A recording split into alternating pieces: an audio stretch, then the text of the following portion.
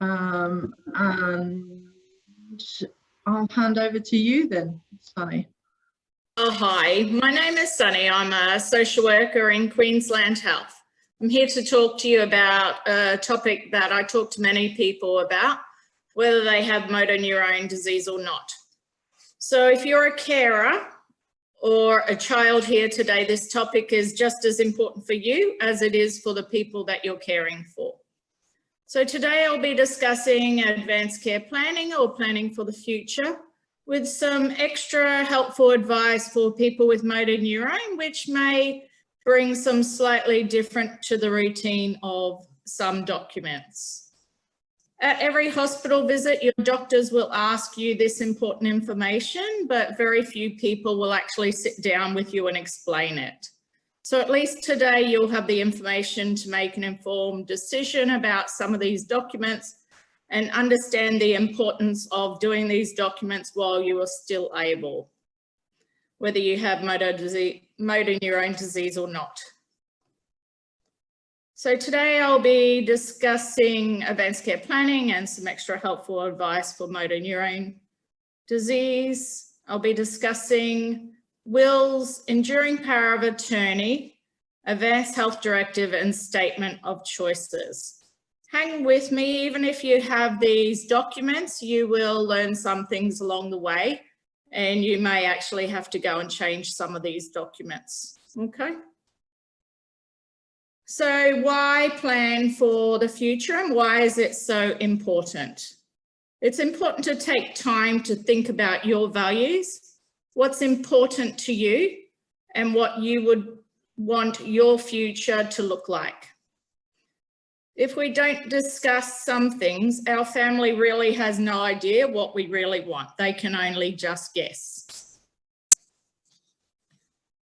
Remember that these things might change as our disease progresses or as we age. So it's important to review these documents regularly. And if our wishes are documented, then and only then our doctors and health professionals helping us can respect those wishes. So let's start with the easiest of them all. When I get it up, the will. Now, everyone over the age of 18 should have a will. And most of our parents or grandparents had one, but we're of the generation that will never die, or at least we wish that was the case, okay? So our will is a very important document to divide up assets or belongings, precious items upon our death. It will give direction for children or pets if we have these. So as we age, we may have gained some pets along the way. What are we going to do with those if something was to happen to us? It will appoint an executor, a person to take charge of everything. Now think carefully about this person and who you would like to do this job, because it's a very important job, but it's certainly not an easy one. And if you've been an executor of the will for someone else, it certainly takes up a lot of time. So choose someone with a lot of nous about them and someone who will do things properly for you. This person can be the beneficiary of the will as well. But if you have fighting family members, please think carefully about who you might choose to do this, and it might be best to ask someone outside of the will to do that and not one of the beneficiaries. If you have a will, you might have done your will 10 years ago, 20 years ago. It's important now to go and find it and have a read. I had a client who had their will. He was the only one who could access it because it was in a locked safe. It took him about 3 weeks to remember the code for it. Okay, so go and find it, have a look. Last month, I looked at my parents' will and she had left off 2 of 6 grandchildren as they were not born when she did her last will. Okay, so now those grandchildren might feel a bit left out if they're the ones left off the will. Okay, so definitely worth going and having a check about it and having a look that the executor is still able to do the job, especially as we age. The executor also might have aged as well. Check that they're still able to do the job. Check that you want your money and belongings to go where it actually says. Check that you do not have an ex-partner on the will. If you have separated from your ex-partner or ex-wife, please make sure they're not on the will, okay? Have a read of it and have a think whether you need to change that. We need to do this while we're still able to do them.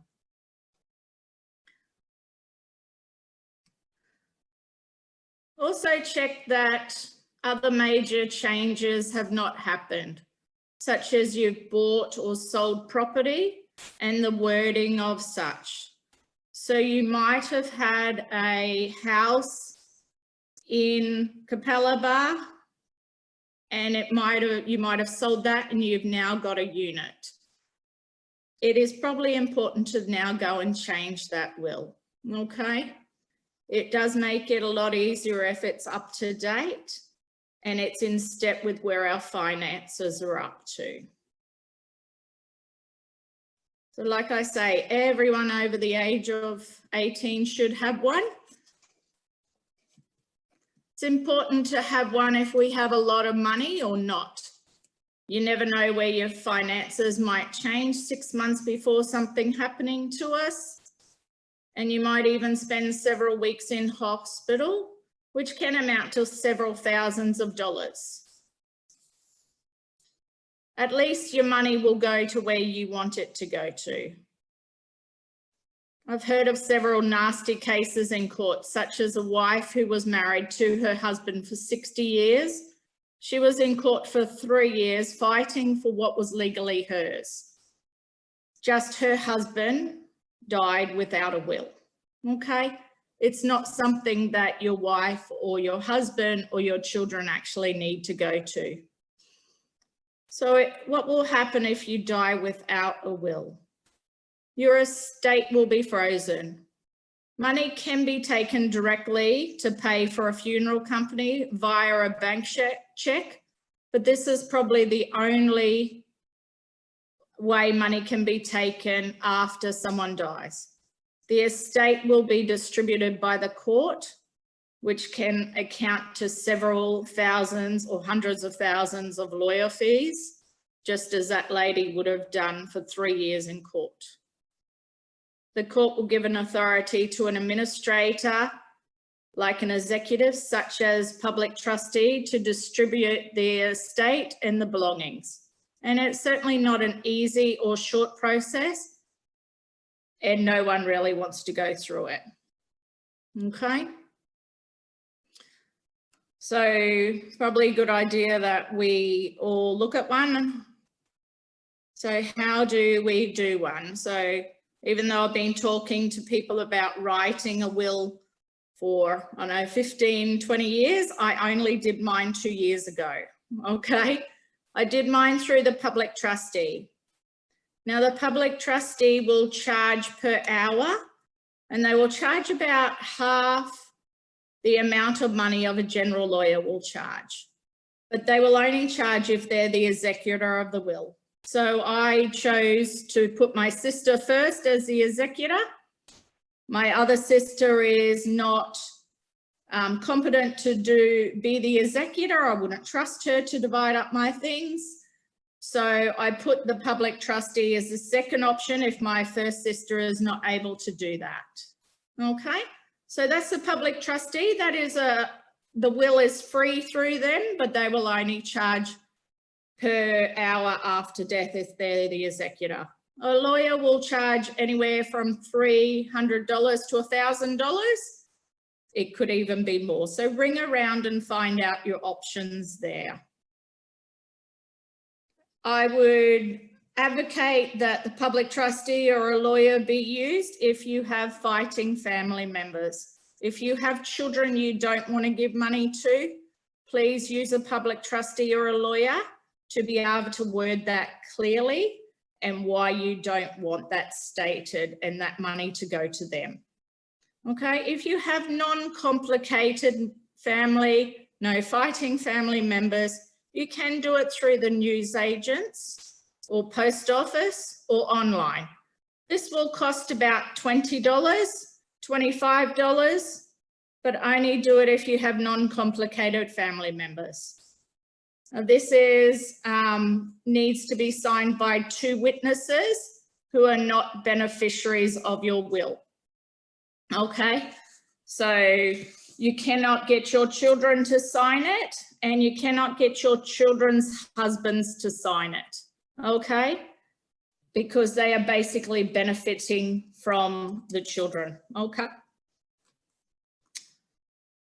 so that's where to get 3 places where you can get it if you need to update your will or to at least do it. So for people with motor neurone, why it's important to do it? It's important to do it while you still have the physical capacity to sign, but also the mental capacity to do so with free choice. Okay, we may lose the physical capacity as we age or if we have motor neurone disease. If you have fighting family members or if you have motor neurone disease, I believe it's best to obtain a doctor's certificate on the same day you're writing your will. So go to the doctor first and then go do your will. The doctor will write out a letter stating that you have capacity to write your will and that you can do so freely. Okay? So I think that's important, especially if you have fighting family members or it might end up in court. The earlier the better, okay? I've done mine now, so in 5 years' time, I will need to review that, okay? It may change as I age. My children will be older, so I will need to update it. The new one always overrides the old one, but they need to be found by family, so please let them know. Don't hide them into a safe where you're the only one who can access it, okay? Just something to be aware of, superannuation doesn't always follow the will, okay? They have their own laws, they write their own laws. Why and how it doesn't follow will is beyond all of us, but it's best to complete a binding nomination form with your superannuation company if you have superannuation, okay? So in this sense then, it will follow who you want the money to go to. Superannuation is also good for many other things, so please contact your company as you may be eligible for some money now. Okay, so that's the easy one. Most of you may have that, but it's certainly a good idea to go and check it and see if it needs updating. So the second one is the enduring power of attorney. So the enduring power of attorney is an important legal document while you're still alive. It gives someone else the power to make personal health and or financial decisions on your behalf if your decision-making ability has become impaired. It might be that you have advanced dementia. Now that's advanced dementia, getting lost on the street, cannot make the decisions, car accident, or any type of coma, okay?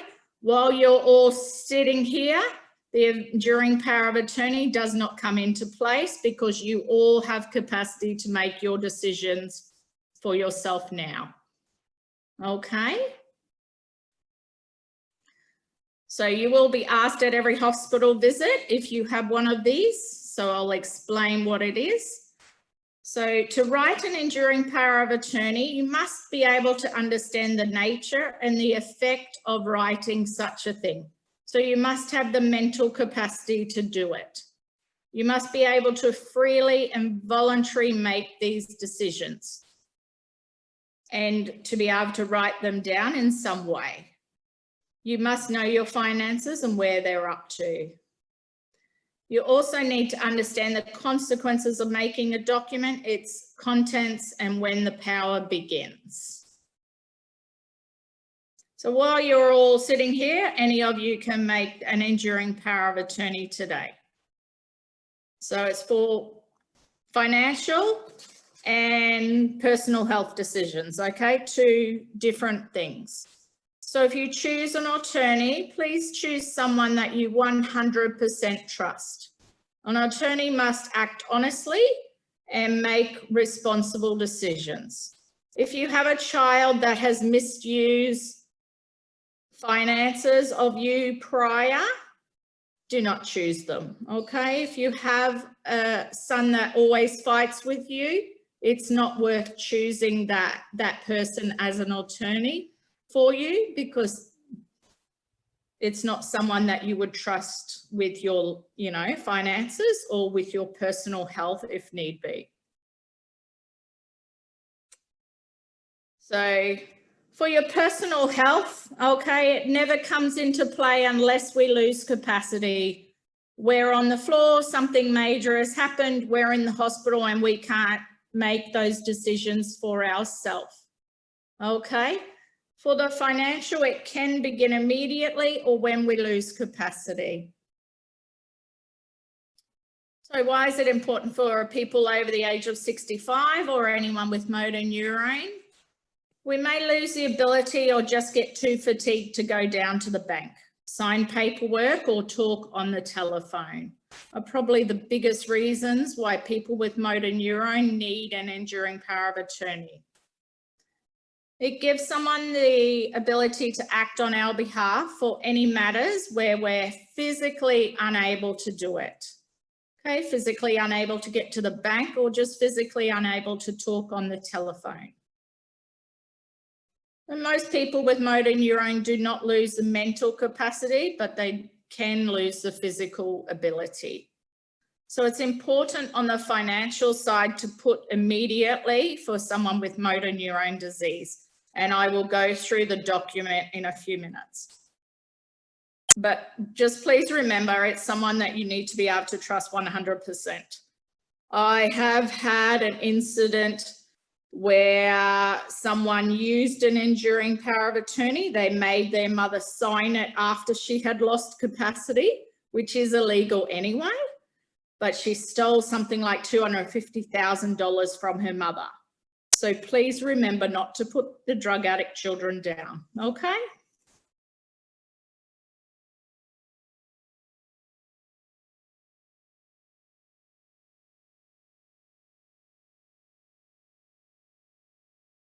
It makes the same people for both personal health and financial matters the same people. A long form separates personal health and financial. So if you have a daughter who is a nurse and a son who is an accountant, you might want to separate them out on a long form. Please remember that it's state, and now I can never say this word, specific. So if you move state or country, you need to be able to do it again. So just like a license, you know, if you move state, you need to do your license again. You need to do this with your enduring power of attorney as well. So if you go to New Zealand or New South Wales, remember to do it for their laws and their paperwork. No one can put you into what we would normally say is a nursing home or an aged care home or residential care facility against your wishes if you retain mental capacity. So by doing this form, no one can put you out onto the street or into a care home if you retain mental capacity. If you have someone you trust, for people with motor neurone, please do this one immediately. Okay, this is a very important document. So I will go through the documents and where you can find the forms. Now these forms have just been updated November last year. So if you got some forms from the hospital or someone else last year, they're probably the old forms. So you will need to throw them out. Now, hopefully this will work. So this website is across Australia, so Advanced Care Planning Australia, and it goes down here, create your plan and find forms. And then we'll go under Queensland because most of you might be in Queensland.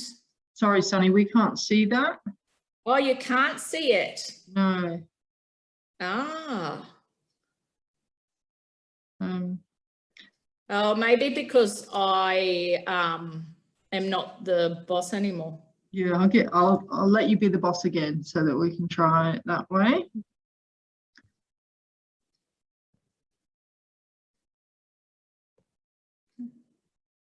There you go, let's try again. Okay, is it come up? Not yet, no. Maybe I'll go back and see where it is.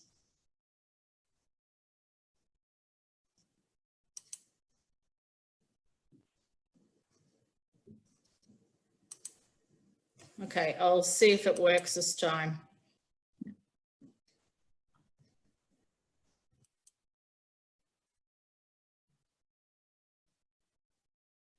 Is that working, Stacey? No, it's just sitting on your slide with a circle where it's talking about it. Okay. Okay, no problem. Let me just see.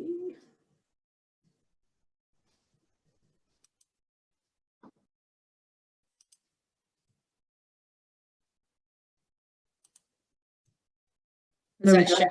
Yep, got it now.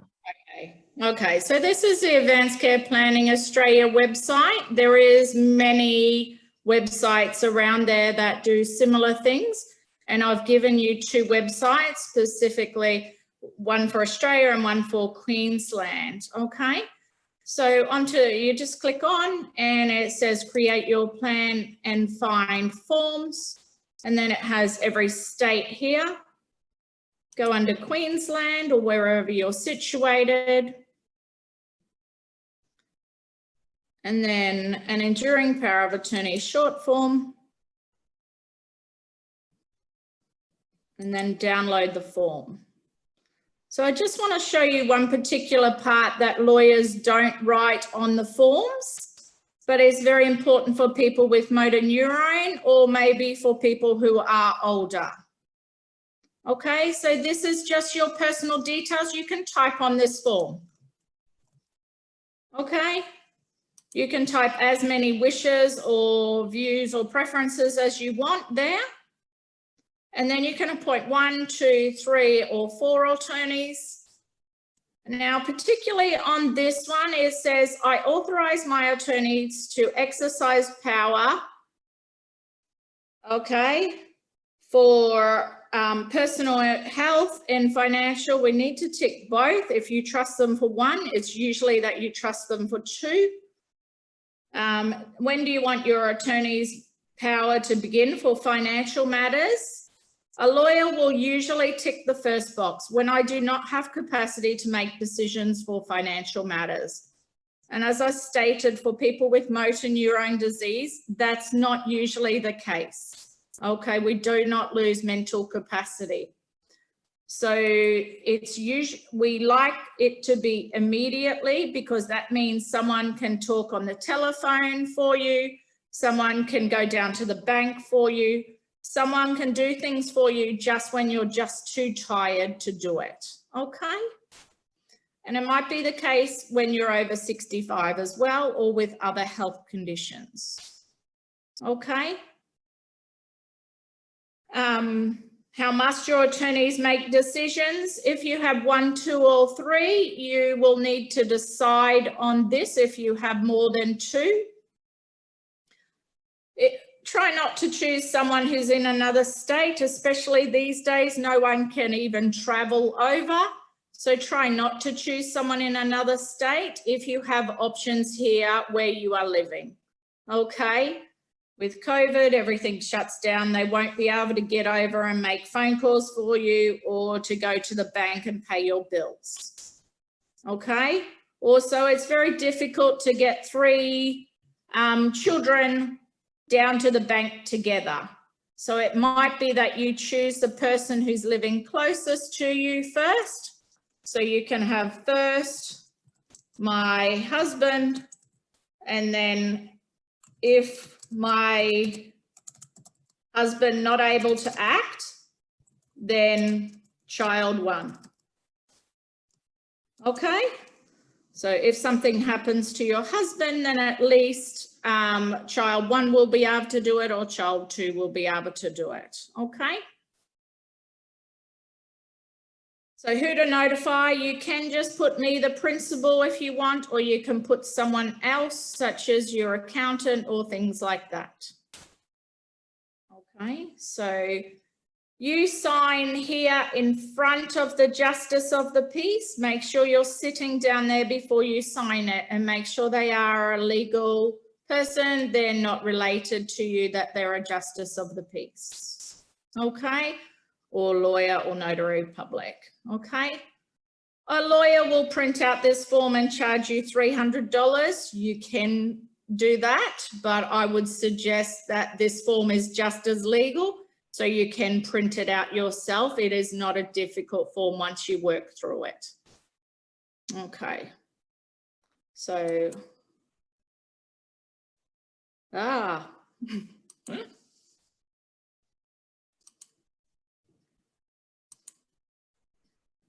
so sometimes you can still get paper forms from the local newsagents, but make sure they're the new documents in Queensland. We changed those just recently, so make sure they're actually the updated versions by looking online on these websites. There's also guides. Okay, they have guides as well for enduring power of attorney, and the document I will talk to you about next. So they will help you as well. Public trustee and lawyers will charge you $300 for exactly the same form. Okay. So the next one is the enduring advanced health directive. So the advanced health directive and the statement of choices are 2 documents with regards to your health and purely your health. Okay, so the advanced health directive is a formal way of giving instructions for your future health care. Comes into effect only and only if you're unable to make your own decisions. If you go to the doctor's this afternoon and he says you might need dialysis or a tube or needles or surgery, you can make those decisions for yourself because you're quite capable of making them. So it only comes into effect if you're in a coma, severe psychosis, or advanced dementia. It will instruct the doctors and healthcare professionals about life-sustaining measures that you might want or you may not want.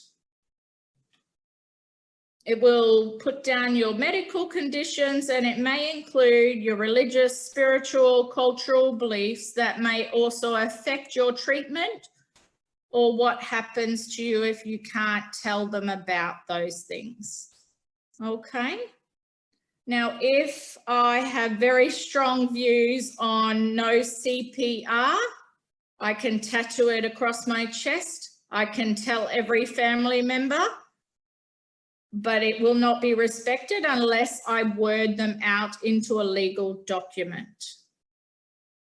So it goes through life-prolonging measures such as CPR and other emergency treatment to keep your heart beating, assistive ventilation, assistive feeding and hydration, and blood transfusions. Now, unless you're a nurse or you've been hanging around hospitals a lot, you may not understand these terms. So please ask your GP to explain the terms and what they will mean for you and your conditions. Okay.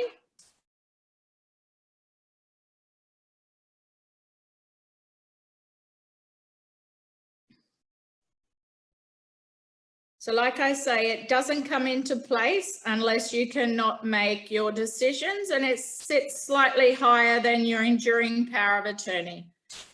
Your enduring power of attorney cannot tell the doctors you don't want CPR. You need this document if that is your wishes.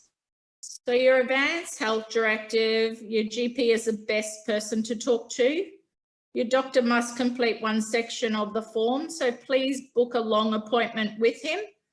All doctors hate writing any type of forms and hate filling out forms, but they do regard this as an important document that people should do, so they will help you with it. Discuss with your family and close friend or your enduring power of attorney what your wishes are for advanced health directives, your health wishes for the future. You will also need a justice of the peace to sign off it as well, okay? So your GP cannot be a relative, paid carer or beneficiary.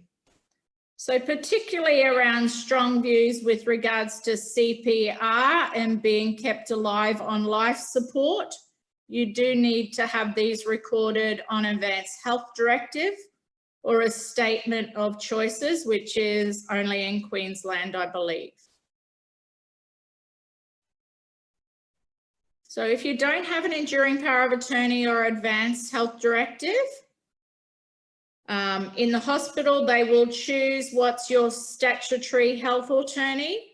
So it's firstly your spouse and then your children. If your family are not in agreement and you need to go to a residential care home, which is a nursing home, then the government authority or adult guardian in your state, which is QCAT in Queensland, will decide and make those decisions for you. So it is a good idea to have these documents so that it's not left up to the government, particularly if you have fighting family members. But an enduring power of attorney, I believe, is important for all of us. But in special cases with regards to motor neurone, definitely 1,000 times more important.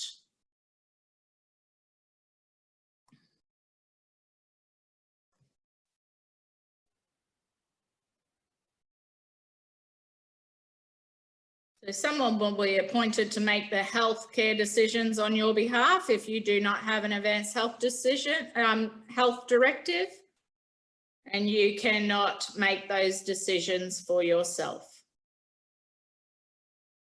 So they can consent to most healthcare issues, including withdrawing life-sustaining measures. So in Queensland, we have a separate document which I would have regarded as easier than the Advanced Health Directive. Now the Advanced Health Directive has changed and it is a lot easier to do. I believe it's what you used to call a living will, the Advanced Health Directive. They don't call it so much that these days. It's called an Advanced Health Directive. In Queensland, we have also a statement of choices. It was created particularly for people with a terminal illness.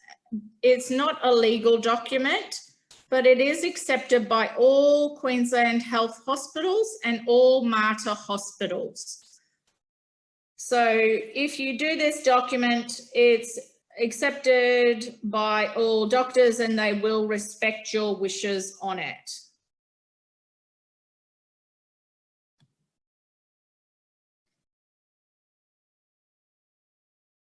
So I'm going to have to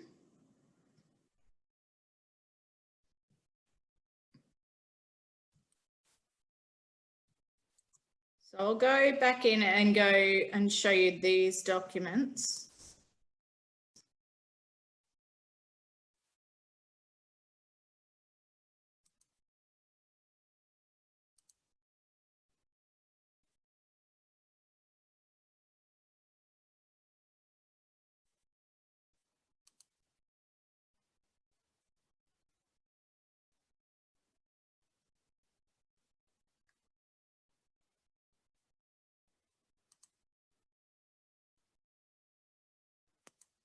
So this is your Advanced Health Directive.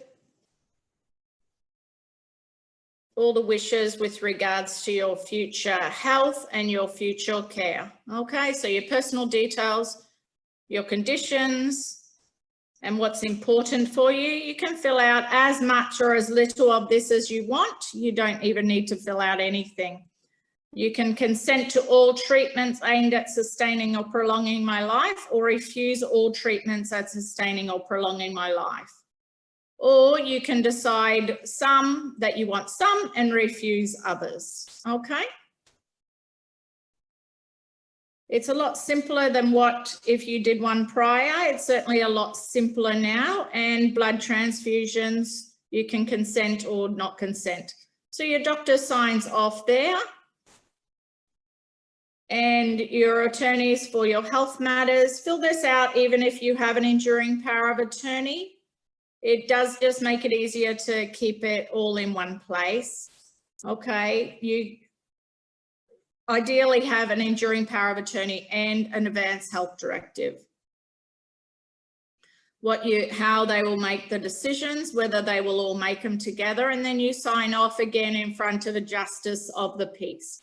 So it is a lot simpler than the previous one, which was quite complicated, and a lot of people didn't like doing it. So there's an explanatory guide here, and you can download that to find out more explanations.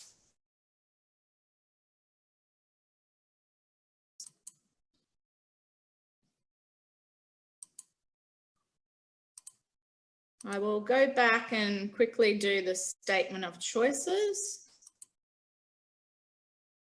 if I can find it.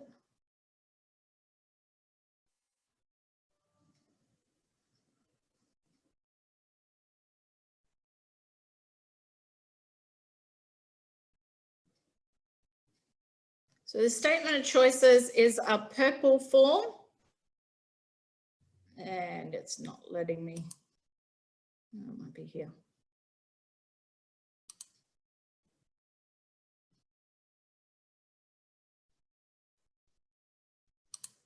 So the statement of choices is a purple form.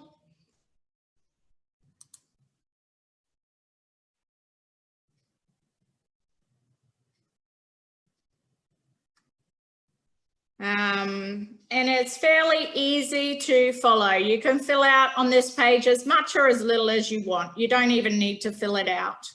Okay, but this is where you need to fill it out about life prolonging treatments, about you, whether you want it or don't want it. And then your doctor signs off on the end. And this is the office where you need to send it to. Okay. Any health documents need to be sent to this office in Queensland so that every Queensland hospital has a copy of your wishes.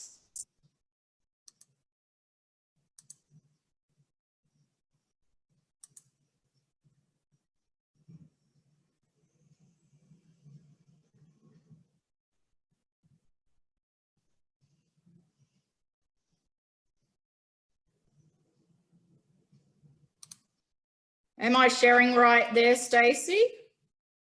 Am I back? Yeah, okay. So particularly if you have strong views, they need to be noted on an advance health directive. So this is where you will find them, exactly the same, but there's lots of websites, but make sure it's a government website or the Advanced Care Planning Organisation website. So please keep the original in a safe place, okay, for an enduring power of attorney or statement of choices or advanced health directive. The banks and hospitals can take a copy only. Do not give them the original. Health documents, give a copy to your doctor. Carrier cards stating that you have an advanced health directive and where it is. Now we upload them in Queensland to our hospital system so that if you go to Cairns, they will be found there. If you go to Toowoomba, exactly the same place. Keep it. I like the plastic sleeves. I like them kept on a fridge or above a fridge. If an ambulance gets called, then at least this is your wishes and your wishes will be respected. Please remember that unless an ambulance or hospital sees them, they cannot be respected. Okay, I worked in hospitals for 10 years and people would say, yeah, I have an advanced health directive and it's in my safe, it's at home. Okay, unless people bring them to the hospital or they're uploaded to the hospital system, which is what I'm showing you now, they cannot be respected and those wishes cannot be respected. Okay. So you can email it in or send a copy into the address here for Queensland people. Okay, so who can help you with these forms? An enduring power of attorney, advanced health directive guides are available online where I showed you before. Social worker in a healthcare team or hospital can help you. A palliative care team can help you. Advanced care planning office, which is, you know, you can give them a call and they might be able to help you through the documents, or a lawyer or public trustee. But remember, there is a cost with regards to this. So palliative care, you know, they will help you live well, but also to die well. They'll offer comfort, support for yourself, family and friends. Okay, and they can help you do those documents. Now, some people ask whether they can give instructions to your doctor to help with what's called voluntary assistive dying. Now, in Queensland, it's still illegal and it's illegal in most states except Victoria and WA, and I don't even believe it's actually started in WA. Okay, so it might be still illegal for some time yet. So there are two other forms if you have motor neurone disease that are helpful, and they might be helpful also for people, anyone actually, really, they're helpful for. So you can authorize a person for Centrelink to act on your behalf, and the form is here. Now, they don't automatically follow an enduring power of attorney because that is a state legal document and Centrelink is a federal organisation. So they like you to fill out this form so that someone can act on your behalf with regards to Centrelink. And the same with my aged care. I had an issue where someone of 40 years was not able to speak to my aged care. He was not able to write and sign the form. They did not accept the consultant's letter as well as an enduring power of attorney to state that, and they were very painful to get through. So for my aged care, while you're still able to sign a form stating your wife or husband or child can speak for you with regards to my aged care, in case you lose the ability to talk on the telephone or write. Okay, you cannot just go down to my aged care office. You need to talk to them on the telephone. You may be just too tired to talk and your wife will have to speak, but she needs this form to be able to do that. So that is an appointment of a representative form. Quite important for people with motor neurone, but I think important for anyone over the age of 65. Okay. And you might even need to do it even if you're 30, okay, for Centrelink. So I was just wondering if there's any questions. All right, thank you so much, Sonny. If everyone could unmute themselves now.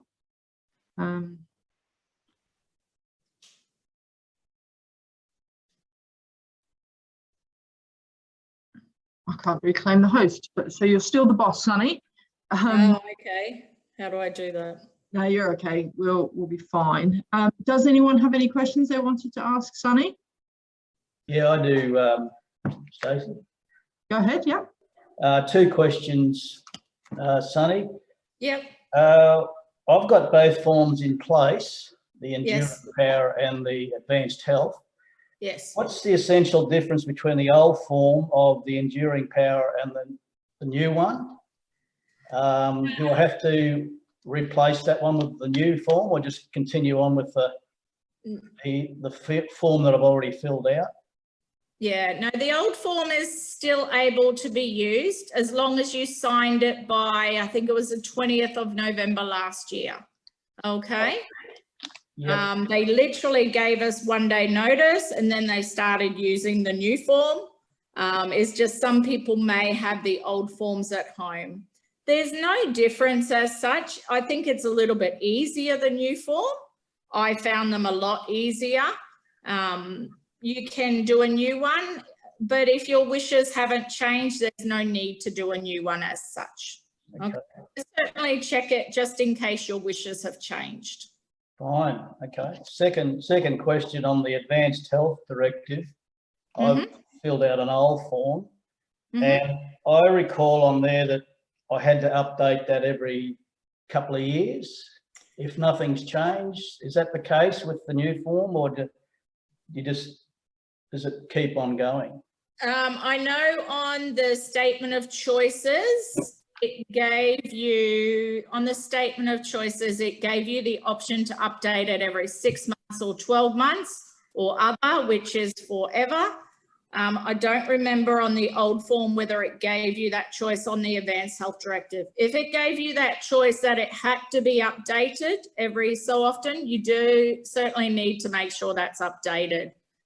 I have had a statement of choice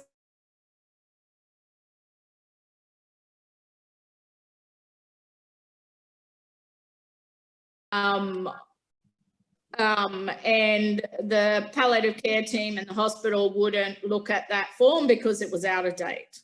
Okay, so I would always put on other for that and put forever, because the new one always overrides the old one anyway.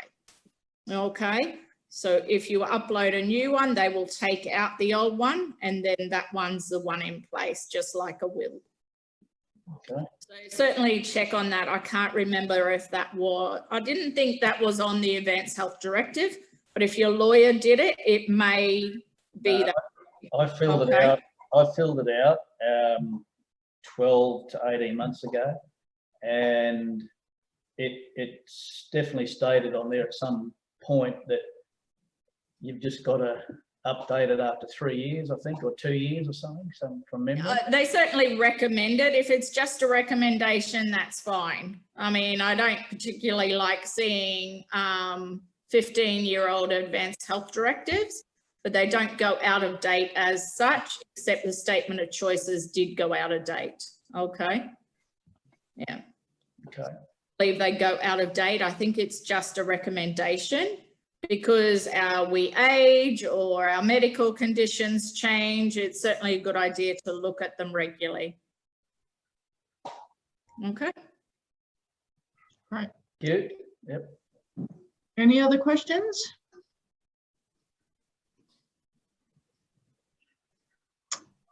We can't hear you, Jason.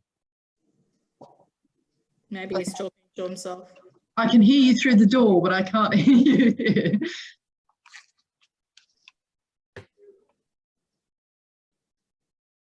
Do you want to come in here and ask your question in here? Whilst waiting for Jason to come and join me, I did have a quick question. You mentioned, Soney, that the will, it's important that you do it before you're no longer in a position to physically sign the document. Yeah. What would happen if you couldn't physically sign the document? Yeah, so you can still do it if you're not physically able, because most of us will still retain the mental capacity to do it. I have done, and I try not to do them, I have done, sometimes it is just a squiggle on there. It's not a proper signature. It's basically an X or something that they can do. The best signature they can do, even if it's totally different to their normal signature. In that case, I would 100% get the fact that the doctor writes that letter on exactly the same day that you're writing your will. And in the extreme case, I have done a thumbprint. I certainly don't like to do them. It's not in any way form the best. but it is still possible. Okay. Yeah, so I have done a thumbprint before, but last 2 weeks ago, I helped someone do their will, and it was not the best signature, but it was vaguely possible. Okay. Cool. Thank you. It could do. Okay. Hi, Sonny. Hi, Jason. Okay? You can hear me okay now? Yeah, I can hear you. Look, I just wondered around, look, all these documents you've been talking about, it's been great information. Look, how hard is it to make even slight changes? Is it a pretty grueling process? Is it doing it all over again? Is it? So because they are legal documents, you cannot just cross out and change it. Okay. Don't use whiteout, don't cross out. Do the whole document again. It is 1,000 times easier. We don't like to see any cross outs on any legal documents. Okay. Yeah. Thank you. Thank you. All right. Any other questions? No? All right. Well, then I will say thank you again, Sonny, for giving up your time to share that really useful information with all of us. Really, really appreciate it. Thank you. No problem. Thank you. Take care, everyone. Yep. Nice to see you all. Thanks for coming. See ya.